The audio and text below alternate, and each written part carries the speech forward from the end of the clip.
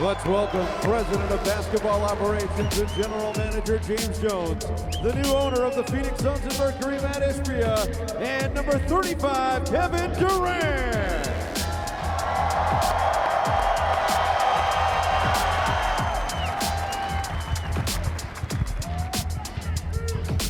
What's up?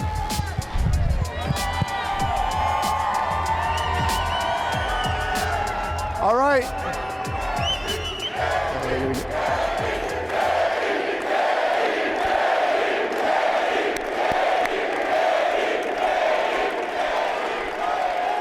So, real quickly, Valley, thank you for having us. Excited to be here today with you guys.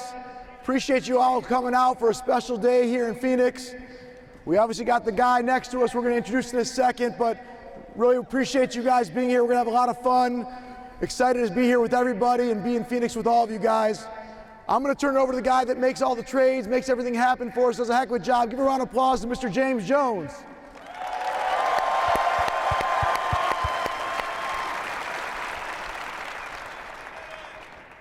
Are we ready? I asked the real question, are we ready?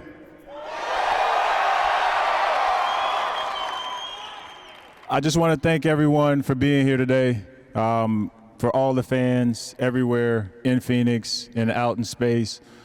This is a great day for our franchise. I took this job a few years ago, determined to try to build a team built for championships.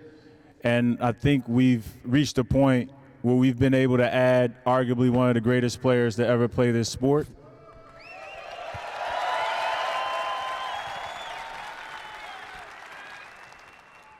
It's taken a lot of hard work, a lot of determination, a lot of commitment from the fans and everyone inside and outside this building.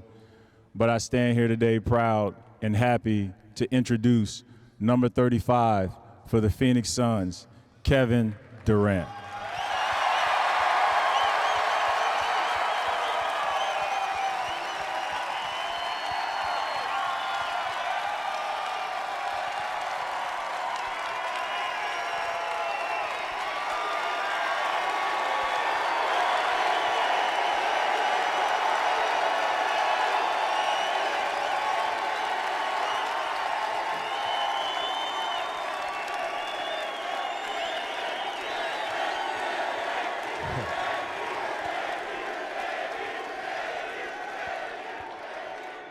Wow, appreciate it. I appreciate it. I truly don't think I deserve all this because I know I've done a lot of good things in basketball, but I haven't done them yet in the Suns jersey, and I'm looking forward to doing it. So I want to go out there and do as most as I can and be the best that I can every day for you guys. So I appreciate the warm welcome, but I got more work to do.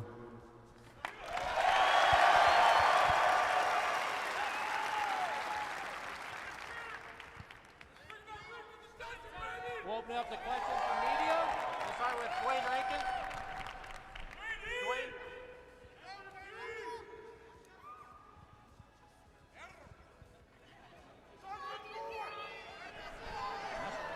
Dwayne Rankin, Arizona Republic. Kevin, again, welcome to Phoenix.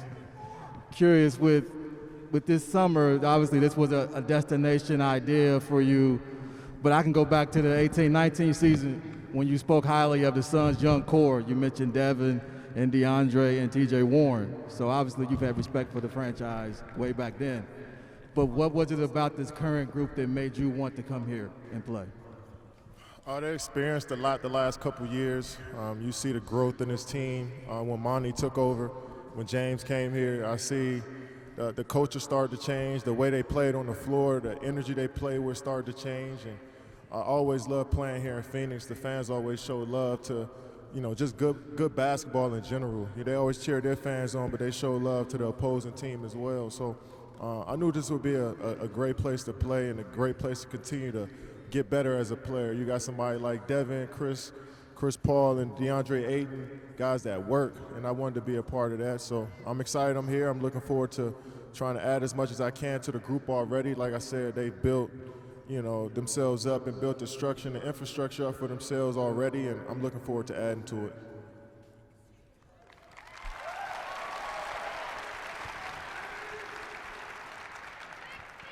Hey Kevin, Kellen Olson, Arizona Sports. Nice to meet you. Welcome to the Valley. Adaptability and versatility has been a huge part of your career, and as you saw in Tokyo firsthand, Devin Booker did what Pop needed him to do to help you guys win. What do you think it takes for a player to adapt and be versatile like you have, and how do you think Booker meshes with you in that regard? Oh yeah, can you say it again? The last part?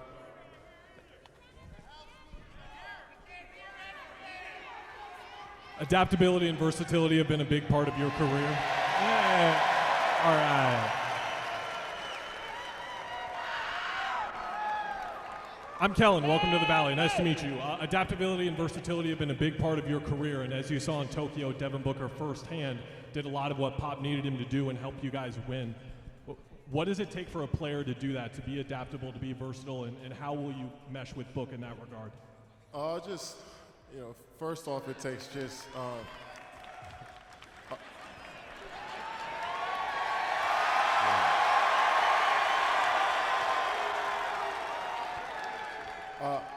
I think I built my game around being efficient, taking good shots, making good plays on both ends of the floor. I think my defense feeds my offense. So, I like to take shots in the mid-range. I like to cut to the basket. I like to do the little things throughout the offense, and I think that's what makes you a versatile player and be able to adapt to any offense, just being able to space the floor and use my skill to help other players. So I've been doing that my whole career. I'm looking forward to playing with somebody like Book, who plays kind of similar to how I play. We use the same spots on the floor, but try to do it quick and efficient. So I'm looking forward to it.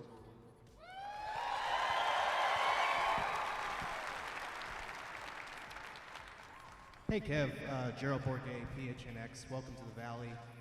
I know you've only been here for a few days, but you mentioned wanting to accomplish something here with the Suns. This is a franchise that's been around for 55 years and has yet to get over that hump. So have you gotten a sense of what it would mean to this fan base to win a title, and what would it mean to you personally? Yeah, I mean, that's why we play the game of basketball. We understand that. But I'm more concerned about what we do every day as a team, the stuff that you guys don't see. I think that's what really brings championships and puts us in a position to win a championship, is the work that we put in every day. So I'm looking forward to doing that. But I know how significant a championship is to a franchise and to a city. And I've been a part of 2 of those, and I'm looking forward to, getting back on that road to try to do it again. But I know how tough it is and how hard it is. And this fan base is looking forward to cheering for a winner. So I want to go out there and prove every night that we got a chance to win. And, that starts with the work we put in every day in practice.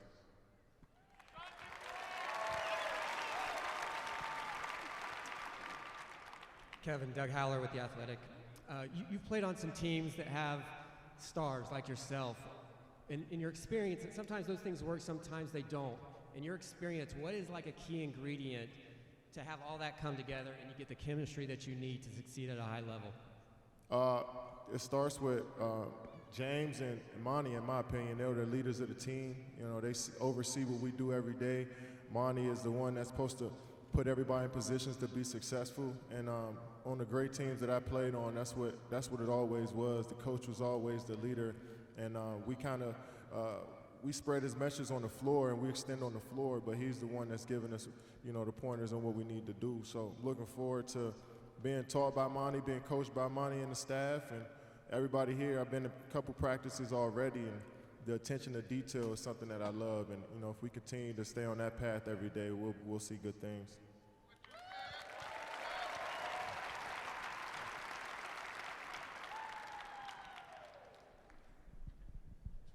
Cameron Cox, 12 News, KD, welcome to the Valley.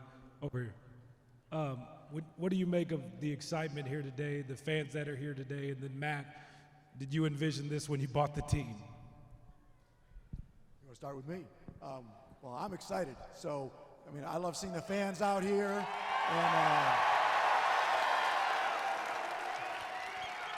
And, coming to Phoenix and being part of this with James and Monty and of course Devin and now Kevin and Chris, the whole team. It's been such an honor getting a chance to spend time with them. But I'm excited, just like all of you guys. And Phoenix, it's got the best fans in the country. So I'm proud to be here out with you. Yeah, I could feel the excitement as soon as I got off the plane, and everywhere I've been so far, fans have been giving me a warm welcome. But I still feel like I got to prove myself every day. They set a high standard for the players here. I could tell by how much how dedicated they are to the team. So it's a high standard set every night for each player, and I want to reach that every day. So I feel like I still got to prove myself. I want to put good stuff on film every day. That's the only thing I'm concerned with at this point in my life, is putting good stuff on the film every night. So I'm looking forward to doing that for the Suns fans, and hopefully they accept me after that.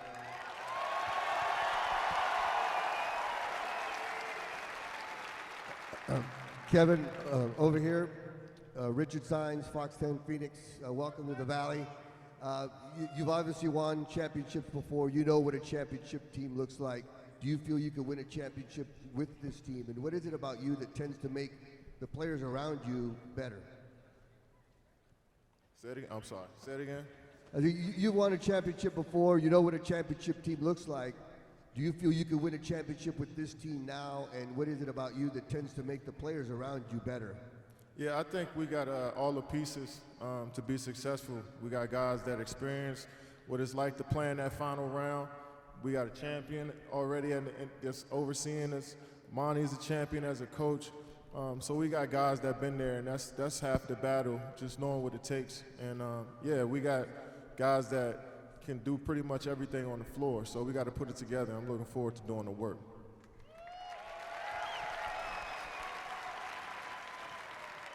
Hey, Kevin, it's Dana Scott from the Arizona Republic. Glad to have you here. And this is a two-part question for you and for Matt. Kevin, do you consider being here and not winning a championship this year or any year that you're here failure or progression? And the second question for Matt, what was your reaction to what happened earlier this week at your alma mater, Michigan State?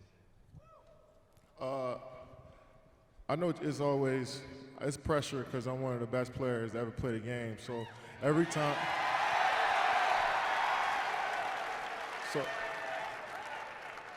So every time I step on the floor, people are going to expect me to do great things, and the team I'm on to do great things. But I enjoy getting better as a player every day. I enjoy just waking up and getting to do this. So I don't ever say anything's a failure if I'm healthy enough to play the game of basketball. But I know what's on our backs, and we understand that, and we want to do the most. We want to get the most out of this opportunity.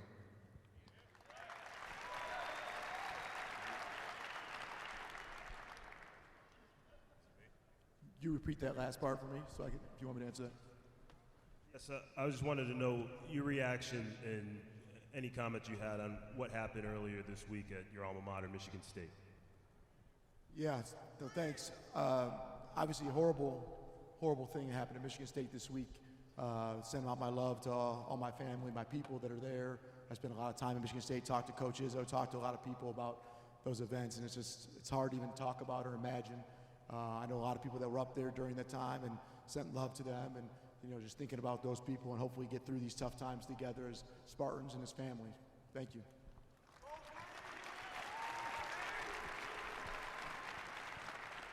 Kevin, Nick Friedel, ESPN. Hi.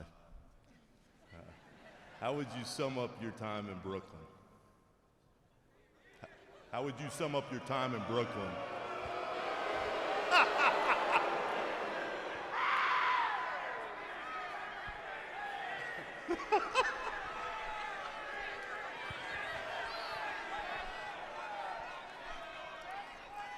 It was a lot of ups and downs, but I love the grind.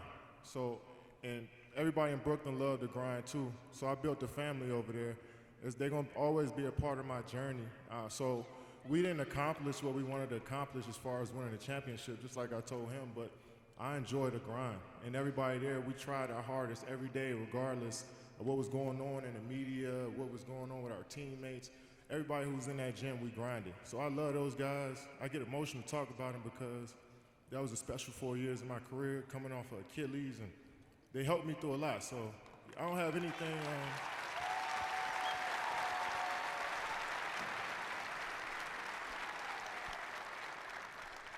So yeah, it was terrible how some stuff went down, but at the end of the day, I love the grind, and we all love the grind there in Brooklyn, and I wish them the best going forward. They got a bright future. As you look back on that time, I know how much you guys wanted to win a title. Why don't you think it worked there for you guys together? We just didn't get on the court enough. I think when you seen James, Kyrie, and myself, it was amazing basketball for 17 games, though. But you need, in order for you to win a championship and be a great team, you just need more time on the floor. It's another story about why we didn't get on the floor together, but we just didn't get enough time on the floor. And those are Hall of Fame players that I learned a lot from every day, and I'm wishing them the best as well. It just didn't work out.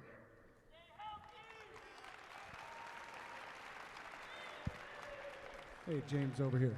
This is Dave King with SB Nation. Welcome to the Valley. We're happy to have you here. I have a very short two-part question. First, what is it about Devin Booker that makes all-time greats like Chris Paul and now you want to play with him and come to the Valley and get traded to the Suns? And my second part is, when are you going to take the court?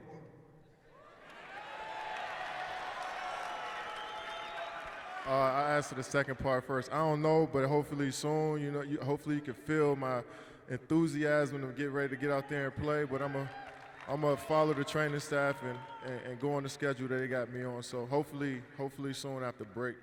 But as far as Devin, it's just he has a pure game. He can score from every area of the floor with efficiency.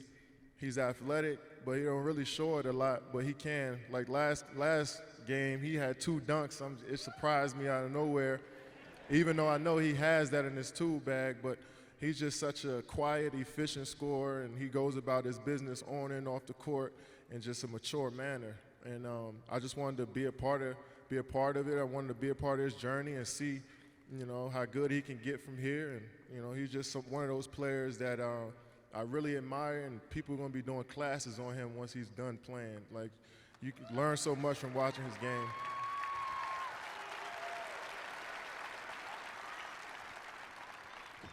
Kevin, Shane Young with Forbes Sports. Welcome to the Valley. Do you think your defense still gets under-discussed, being in, you know, almost 2 decades in the NBA, and people just still talk about your offense? Do you feel like that gets under-discussed, and how much do you think you're going to be able to contribute on that end for Monty and the staff?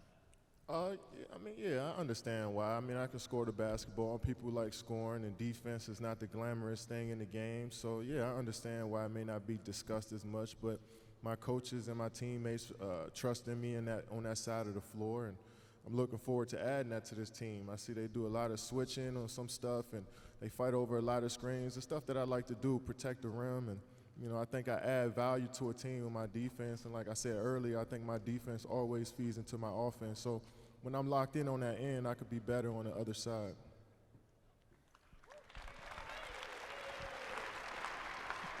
Kevin, to your left, Chris Mannix with Sports Illustrated. Kevin, you were 18-2, the Nets were, before your injury. I want to know, what was your reaction to Kyries' trade request?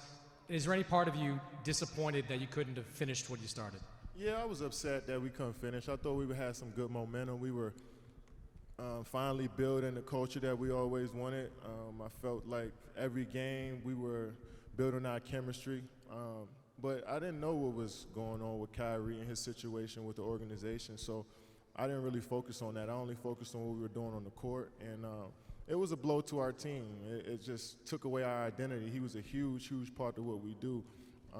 His game, he's a Hall of Fame player, a great, great player that can do everything on the floor, and we relied on that. So without him, we didn't have a clear identity. So that was tough for me to stomach, and I loved playing with those guys throughout the year. I felt like we had dudes that were stepping up and doing stuff that they didn't do on their previous team. So I enjoyed everything about it, and it was tough to not finish the season, but you know, I just tried to move forward as quickly as I can and try to figure something out for myself, but also still focus on trying to rehab and get back. So it all happened so fast, but I'm glad it worked out this way. All right, we'll do one final question. Kevin, right here, Colin Harmon, ABC 15 Sports. You came into the league at the tail end of the 7 seconds or less era, and all that talent was homegrown on that team. Now I look at the backdrop, and 2 of the 4 up there are future Hall of Famers that chose to want to come to Phoenix. I'm curious how maybe the evolution and the perspective among superstar players in the league about playing in Phoenix has evolved in your time in the league. It's definitely evolved. I mean, I felt like once I got into the league, I came in 2007. Phoenix was always one of the top teams in the league. It only been a few years actually where they weren't one of the top teams. So they always had a solid team. Somebody always respected. And when you came in here, this was a battle. You know the crowd was going to be into it from the tip. And I think one of the best teams that, since I've been in the league was that team that didn't make the playoffs, that were like 45 and 37, I think, with the Twins and PJ Tucker. And I think that was one of the teams that really sold me on, like, all right, this is a destination to come play. This is a place that, they really get behind their team. So, and also just the style of play that team had, I feel like that's always evolved in the fast pace here in Phoenix. So that drew me here. You always keep an eye out on organizations and teams throughout the league, throughout your career. And this is one of the teams always, and one of the cities always respected. And, I'm glad I was just able to come full circle, and I'm here now.